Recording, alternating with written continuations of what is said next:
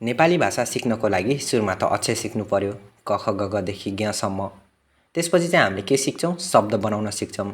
जस्तो स्याउ, फल, हैन। अनि मेरो नाम भयो, अब भनौँ न हजुरको नामै भनिदिउँ, एउटा नाम, जुन जस एउटा शब्द बनाउन सिक्छौँ।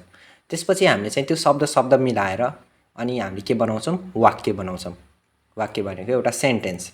सो शब्द मिलेर अब एउटा वाक्य बन्दछ भने, जसरी मैले भने त घर जान्छ सरी म घर जान्छु, एउटा वाक्य भयो हैन त। शब्द मिलेर म भनेको शब्द, घर भनेको शब्द, जान्छु भनेको शब्द, अनि यो शब्द मिलेर के बन्यो, एउटा वाक्य बन्यो।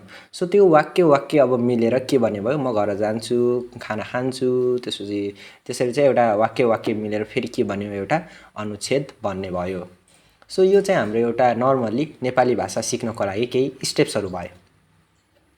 सी प्रोग्रामिङ ल्याङ्ग्वेज पनि यस्तै नै हो। सुरुमा हामीले अल्फाबेट्स, डिजिट, स्पेसल सिम्बल्सहरू सिक्छौँ र त्यो स्पेसल डिजिट सिम्बल्सहरू, त्यसपछि अल्फाबेटहरू सिकिसकेपछि कन्स्टेन्टको बारेमा बुझ्छौँ, भेरिएबल्सको बारेमा बुझ्छौँ, किवर्ड्सको बारेमा बुझ्छौँ। एन्ड देन यो कन्स्टेन्ट, भेरिएबल्स र किवर्डहरूको बारेमा बुझिसकेपछि हामीले चाहिँ इन्स्ट्रक्सन बनाउँछौँ। काम गर, अब कस्तो कस्तो इन्स्ट्रक्सन बनाउने, त घर जा हैन, तैँले चाहिँ क्याल्कुलेट गर, तैँले चाहिँ यो भ्याल्यु निकाल भनेर चाहिँ हामीले जस्ट इन्स्ट्रक्सन दिन्छौँ पछि।